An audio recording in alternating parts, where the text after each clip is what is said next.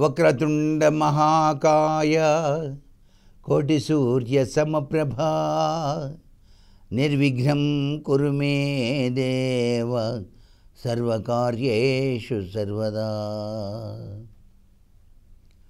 ఇంటిలో శాంతి కోసం ఎటువంటి విధి విధానాలు పాటించాలి అని చెప్పేసి చాలామంది అడుగుతున్నారు.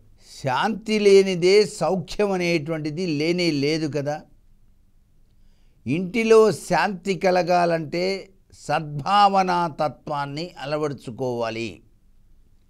మొట్టమొదటిసారిగా ప్రతి ఒక్కరూ కూడాను సూర్యోదయాత్ పూర్వమే నిద్ర నుంచి లేచి ఉత్తరం వైపుకు తిరిగి దంతధావనం చేసుకొని పవిత్రవంతమైనటువంటి స్నానాల్ని ఆచరించేటప్పుడు కూడా తమ గోత్రనామాలు చెప్పుకొని కృష్ణ, కావేరి, గంగా, యమున, సరస్వతి అనే పేర్లు చెప్పుకొని స్నానం ఆచరించి ఆ స్నానం అయిన తర్వాత నుదుట విభూది రేఖలు ధరించి శివనామం చేసుకొని బొట్టు పెట్టుకొని మడిబట్ట కట్టుకొని కాసేపు దైవతా మందిరంలోకి ప్రవేశించి అక్కడ దీపారాధన ఆచరించి సర్వసిద్ధికరాయ శ్రీ వర్ధమానాయ నమః అనే మంత్రాన్ని జపించి ఇంటిల్లిపాదమి కూడాను శాంతి సౌఖ్యాలతో వర్ధిల్లేట్టు చెయ్యి స్వామి అని ఆ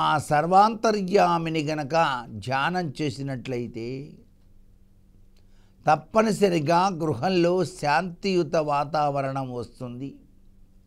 మనసులో ఉన్నటువంటి లోపల దాగి ఉన్నటువంటి మాటలను దాచుకుంటూ పైకి మాత్రం నవ్వుతూ గడపకుండా లోపల ఉన్నటువంటి మనోభావాలను ఇతరులకు కూడా తెలియజేసి ఇప్పుడు నా మనసులో ఇలాంటి భావన ఉంది, దానివల్లనే నాకు అశాంతి, ఆ భావన నేను మీకు చెబుతున్నాను అని చెప్పేసి చెప్పినట్లయితే శాంతియుతమైనటువంటి వాతావరణం వస్తుంది. ఒక తండ్రికి ఇద్దరు కొడుకులు ఉన్నప్పుడు ఇద్దరు కొడుకుల్ని కూడాను సరిసమానంగా చూసే తండ్రి గొప్పవాడు. అలా చూడకుండా కేవలం ఒక కొడుకు మీదనే అత్యధిక ప్రేమను మరి ఒక కుమారుడి పట్ల కొద్దిగా తక్కువ ప్రేమను చూపిస్తే వారికి కూడా అశాంతే వస్తుంది. మా నాన్న నేనంటే ఇష్టం లేదండి అంటాడు. కాబట్టి ఇరువురు కొడుకులు కూడా రెండు కళ్ళుగా భావిస్తూ కోడల్ని కూడాను లక్ష్మీదేవిగా భావన చేసి మనవళ్ళు మనవరాళ్లను కూడాను ఆ సర్వేశ్వరుడు ప్రసాదించిన అదృష్టకరమైన ప్రభావతత్వంగా విరాజిల్లేటువంటి విధి విధానంగా అనుకుంటూ ఏ తండ్రి అయితే ప్రవర్తిస్తాడో, ఏ అత్త అయితే ప్రవర్తిస్తుందో ఆ ఇంట్లో సుఖశాంతులకు లోటు ఉండదు. ఏ కాస్త తేడా వచ్చినప్పటికీ కూడా శాంతి కాస్త అశాంతిగా మారుతుంది సుమా. మనసులో దాగినటువంటి అభిప్రాయాల్ని కొడుకులకు మనస్ఫూర్తిగా చెప్పే తండ్రి గొప్పవాడు. లోపల దాచుకొని రహస్యకరంగా జీవితాన్ని గడిపితే అది చింతాక్రాంతమై తీరుతుంది, అశాంతికి నిలయంగా మారుతుంది కుటుంబ పరిస్థితి. ఇది సత్యం అన్నమాట. అందుచేతనే అందరూ బాగుండాలి, అందరిలో నేనుండాలి అనే సూత్ర ప్రాతిపదికను ఏ కుటుంబ యజమాని అయితే భావన చేస్తాడో అప్పుడే అతను సాధించినటువంటి అభివృద్ధికి వీళ్ళు కూడాను నాంది వాక్యం పలుకుతారు.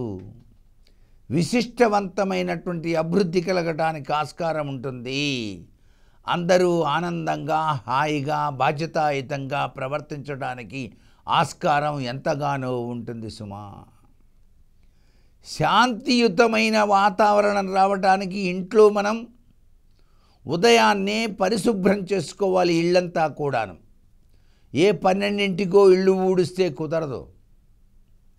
ఉదయాన్నే ఇల్లంతా కూడా వాస్తుశాస్త్రరీత్యా చక్కగా ఊడ్చి తుడవాలి. ఆ పని మనిషి ఎప్పుడో 10కో 11:30కో వచ్చి అప్పుడు నేను ఊడుస్తాను, నా డ్యూటీ ఇప్పుడేనండి అంటే కుదరదు. అట్లాంటి వాళ్ళని తీసేసి మీరు ఇంకో పని మనిషిని ₹5 ఎక్కువగా ఇచ్చైనా పెట్టుకోండి. ఏ ఇంట్లో అయితే సూర్యోదయం కాకముందే ఇల్లంతా పరిశుభ్రంగా ఉంటుందో ఆ ఇంట్లో శాంతి అనేది వచ్చి తీరుతుంది. దురదృష్ట దేవత తాండవించదు. ఏ ఇంట్లో అయితే నిత్యం దైవ సంబంధమైనటువంటి చాంటింగ్స్ చక్కగా వినిపిస్తూ ఉంటాయో ఆ ఇంట్లో శాంతియుతమైన వాతావరణం వచ్చి తీరుతుంది. ఏ ఇంటి ప్రాంగణంలో తులసి కోట ముందు విష్ణుదేవునికి ప్రీతికరమైనటువంటి శంకు చక్రు ముగ్గులు వేసి అక్కడ దీపారాధన చేయబడి ఉంటుందో, ఏ ఇంటికి సాయం సంధ్యా సమయంలో అన్ని దీపాలు కూడాను వెలుగుతూ ఉంటాయో ఆ ఇంట్లో వాస్తుశాస్త్రరీత్యా శాంతియుతం ఉండి తీరుతుంది.